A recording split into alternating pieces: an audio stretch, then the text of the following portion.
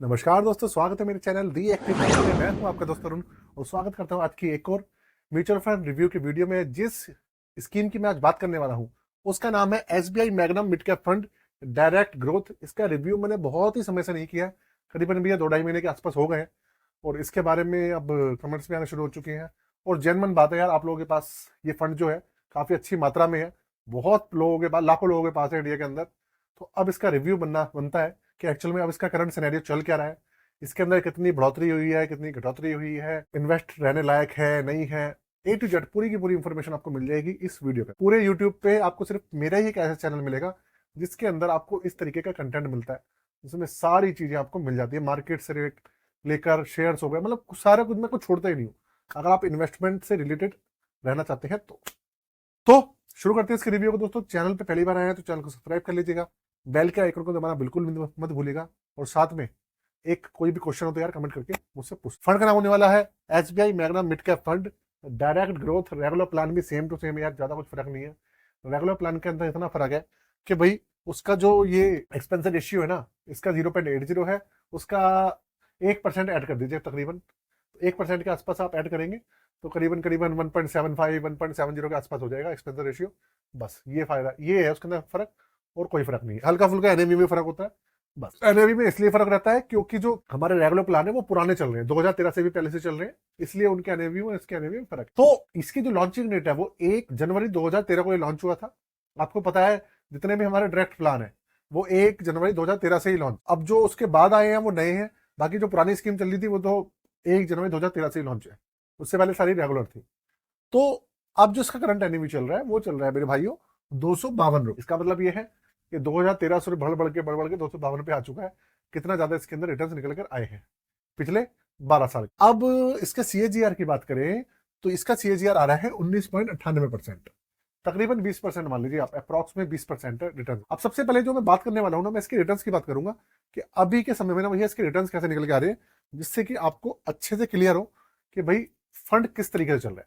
पूरी की पूरी जो वीडियो है आपका किसी भी तरीके का रिकमेंडेशन नहीं है, आपके एजुकेशनल पर्पज के लिए पूरी वीडियो होने वाली है, इस चीज का आप ध्यान दें। सबसे पहले बात करते हैं इसके रिटर्न्स की और उसके बाद बात करेंगे इसके दूसरे फैक्ट्स की, मेरे बारे में इसकी, मैं इसके बारे में क्या राय देता हूँ, क्या सोचता हूँ वो बताऊंगा आपको, जिससे कि आप अच्छे से सारी चीजें खुद जान पाएंगे। अगर आपके पास ये फंड है तो भी आपको पूरी नॉलेज हो जाएगी, नहीं है सोच रहे हैं तो भी आपको ए टू जेड सब कुछ पता चल जाएगा। तो सबसे पहले मैं 10 साल के अगर रिटर्न की बात करूं, देखो 12 साल पुराना फंड है तो 12 साल में 20% के रिटर्न दिए हैं इसने हर साल एवरेज। 10 साल में जो एवरेज निकल के आ रही है वो आ रही है 16.31%, और 7 साल के अंदर जो एवरेज निकल के आ रही है वो आ रही है करीबन करीबन 15.75%, मतलब 15.16% का आसपास का रिटर्न निकल के आया है। 5 साल में जो इसके रिटर्न निकल कर आ रहे हैं वो आ रहे हैं तकरीबन 26%, 26% के रिटर्न निकल के आ रहे हैं। 3 साल में जो पिछले इसके रिटर्न हैं वो 17.14% है, मतलब 5 साल में 26% के रिटर्न निकल के आए थे। और पिछले 3 साल में जो सीएजीआर था वो घट के बहुत ज्यादा घट गया है, 17% रह गया। 17% का सीएजीआर है पिछले 3 साल में। पिछले 1 साल में देखने वाली बात है, पिछले 1 साल में क्या रिटर्न है। पिछले 1 साल में जो रिटर्न निकल के आया है वो आया है 15.5%। 6 महीने में क्या हिसाब किताब है भाई, पिछले 6 महीने में आया है 1.5% का रिटर्न, वो भी नेगेटिव नेगेटिव रिटर्न आया है पिछले 6 महीने में। 3 महीने में जो रिटर्न है इसका, 3 महीने में भैया करीबन करीबन आप ये मान लीजिए इसका जो रिटर्न है माइनस में 6.28%, माइनस में रिटर्न दे रहा है।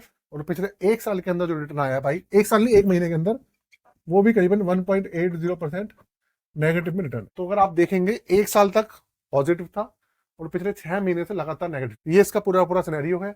अब सबसे पहले आपको एक चीज बता देता हूँ भाई, यही माइनस में चल रहा है, जितने भी फंड है सब माइनस। मिड कैप कैटेगरी के अंदर बहुत ही कम फंड है जो कि पॉजिटिव है, बाकी सारे नेगेटिव। चाहे आप ले लीजिए Motilal Oswal mid cap fund ले लीजिए, वो तो पॉजिटिव चल रहा है, या एचएसबीसी मिड कैप फंड है वो भी पॉजिटिव चल रहा है। बाकी तो मैक्सिमम फंड 1-1.5% भी माइनस में हो, क्वांट भी माइनस में, सब माइनस में। आगे चलते हैं तो अब बात करें मेरी क्या राय है उसके बारे में वीडियो के एंड में बात करेंगे। सबसे पहली बात, चैनल पे पहली बार आए तो भैया चैनल को सब्सक्राइब करना मत भूलिएगा।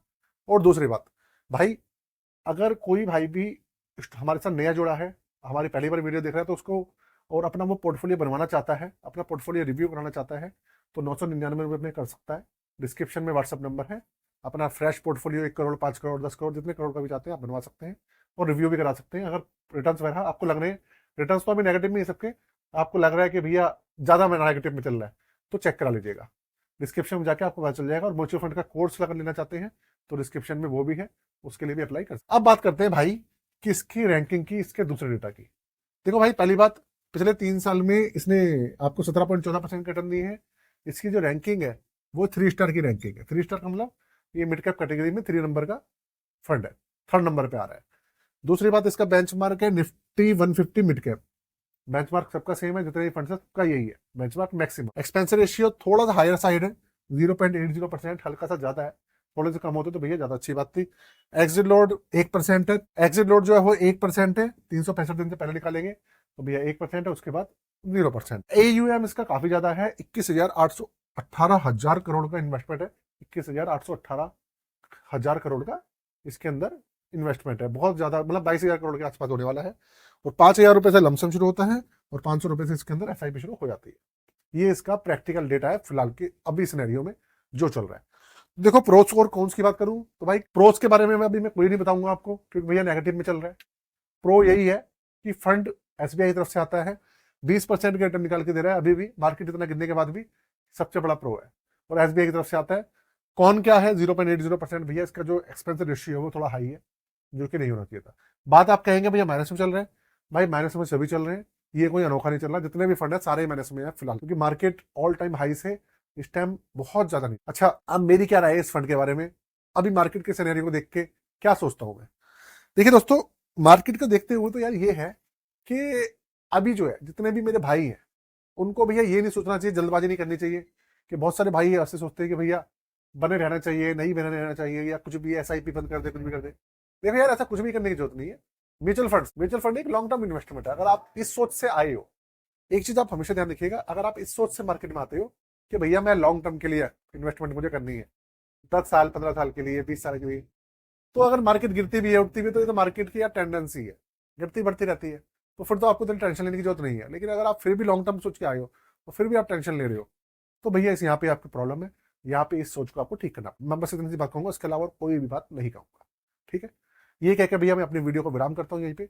चैनल को सब्सक्राइब करे बिना बिल्कुल मत जाइएगा, और साथ में कुछ भी क्वेश्चन है पूछ। आज के लिए जय हिंद, वंदे मातरम।